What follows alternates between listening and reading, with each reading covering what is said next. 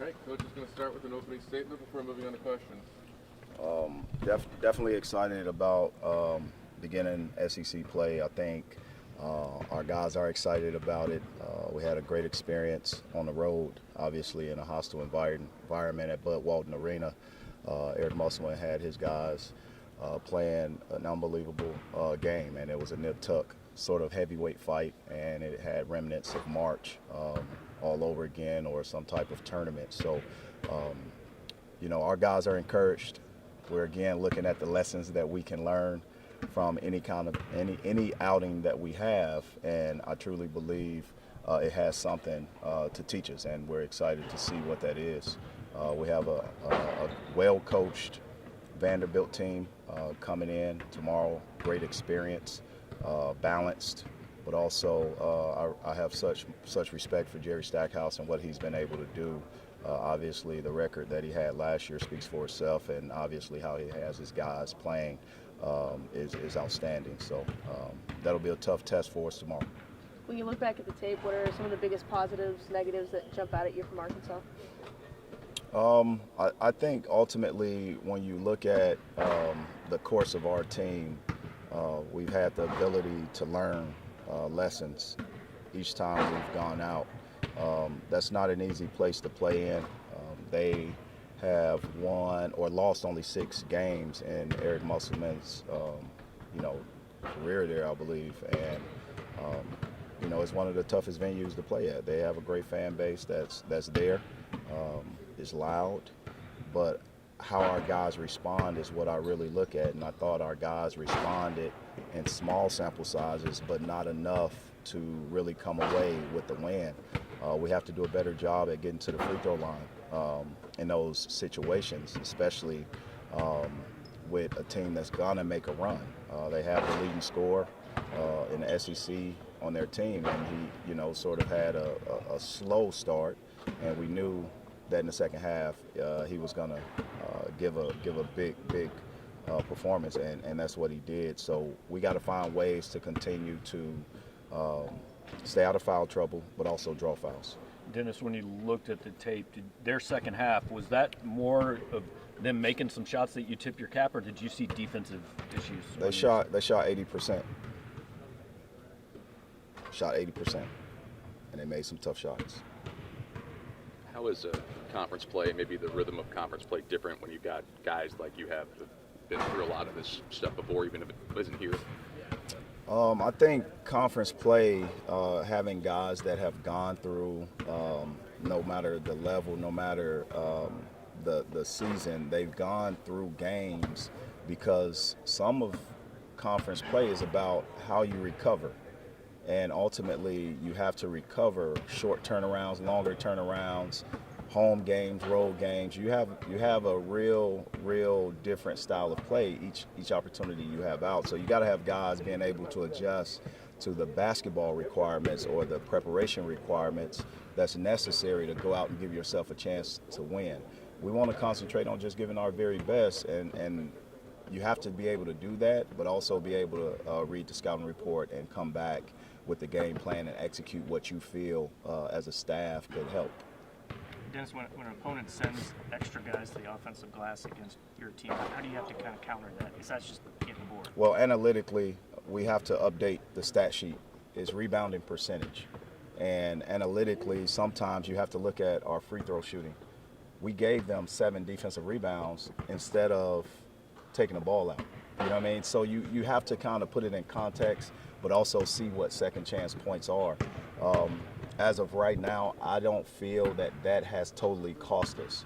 Oscar Tshiebwe says that, right? He's a great rebounder. But if you look at throughout our non-conference, where some would say it may have been an issue, we have to look at the analytics, the deep analytics of it, and see what those shots or those rebounds have led to. And some of them have not led to second chance points. Some has, no doubt. But ultimately, you have to look at a different context of the game, and that's kind of the lens that I look through. So I'm encouraged with us rebounding by committee. I think we're best when we rebound not by one player or one person and rely on that person, but I'm encouraged to have multiple guys rebounding because it allows us as a team to run. Coach, when it's kind of a quick turnaround like this, how do you balance taking away the lessons from Arkansas versus prepping for the next team?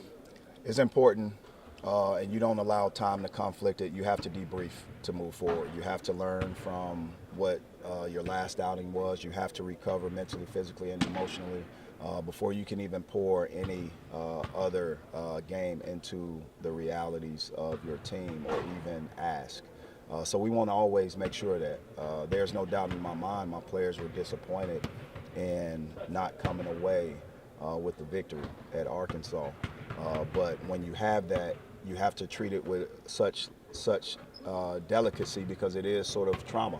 And I want my guys to be able to heal and move forward properly, but also prepare. And sometimes the most important opponent, and I tell my players this all the time, the most important opponent is ourselves, the person you see in the mirror. 4 straight sellouts they just announced today, you know. Did they? Yeah, 4 straight Get outta for here. Alabama. Yeah, that's outstanding. Yeah, kind of tell me your reaction to just how fans I want to bought know in. you guys' reaction. Did you guys think we will have 4 straight sellouts this season? Let's be honest. Talk to me, media. Talk to me. Let's say it loud. So basketball fans talk to. now. Hold on. Let's say it loud because I want to get you guys on the record, like you get me on the record. Media. Do you guys think we would have had 4 straight sellouts this season? Yes or no? No. Okay, thanks for being honest, guys. It's outstanding. And what it says is what we always thought, that this place is a special place. We have some unbelievable tradition with our former coaches. I'll list them all by name again if you want me to. From Norm to Quinn to Frank Have to Mike Anderson to Kim Anderson to Konzo. We have unbelievable former players in this program that historically has given so much, and so much to the logo, so much to the institution. And what it says is that we have the tradition of our fans still here, invigorated with spirit. It hadn't gone anywhere, and it's all coming together slowly. And I'm excited to be the Witten family head men's basketball coach. I'm excited about where we are because it is a beautiful sight to see when we walk in this arena, and I think you guys would share the same sentiments. So I appreciate your honesty. Dennis, coaches always say that Coach Stackhouse runs really good sets. Like, that's kind of his reputation. Like, is it a challenge, a unique stuff that you see from him? Well, Coach Stackhouse is a great coach. Let's look at his track record, where he played, who he played for. But also, you have to look at how many years he's played in the NBA, which coaches he actually played for, some Hall of Fame coaches he played for in the NBA. And then look at his path as a coach, as a G League head coach. He really was able to show everyone what he was able to do, but let's dial that back. He was in grassroots AAU, and he did a great job while he was in AAU coaching this generation of kid. And he's applied everything that he's learned throughout his life, but also throughout his coaching,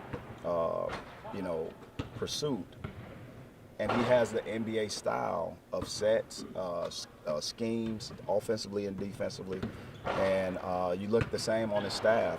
Coach Curry was an NBA head coach, and he's on his staff. So, of course, that is one of the reasons why they were successful last season with the personnel that they had. And he's going to continue to adjust to the strengths of his team. Vanderbilt is not an easy place to win at, and he's done a great job, a miraculous job there. And I have respect for what he's done, but also understand he has an NBA style of sets and different things that he's going to try to manipulate and put us in positions to try to find a weakness. Dennis, I believe Wednesday was the first time this year, correct me if I'm wrong, that Isaiah wasn't with you on game day. Is that an indication anything's changed with this situation or not? No, I'll say the same thing. Respect his privacy. I appreciate the question. Dennis, is there anything new? I know it's early so far in SEC play that new or unexpected that you faced as a team coaching the SEC in your first season. I couldn't hear that last part. Just anything new or unexpected that you faced coaching so far? Well, I think when you look at my background, being in the ACC during the time working for Leonard Hamilton, but also being on the West Coast at Nevada, being in the Midwest at Northern Illinois,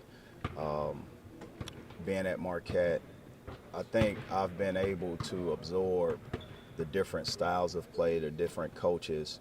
And there's 6 degrees of separation in our profession, and you kind of cross paths with assistants back in time where they are now head coaches, and you kind of get a sense of where they get their style of coaching from. But also you've watched each other. As a person that loves basketball and a historian in basketball, and I try to put all the pieces together to see how unique backgrounds are molded. There's paths that I've crossed, whether it was Coach Musselman. I was an assistant at Nevada when he was the head coach with the Reno Bighorns, and I would go to games or even practices, right? The same with throughout our conference. You have guys with a unique background that allows them to be successful. Our conference has some unbelievable coaches, some great styles. All of them somehow are different and contrasting. But there's one thing, there's some great players in this conference, without a doubt, and some great venues to play in that gives you home court advantage. One final question. We're all good? Thanks, Coach. Thanks, Dennis. MIZ.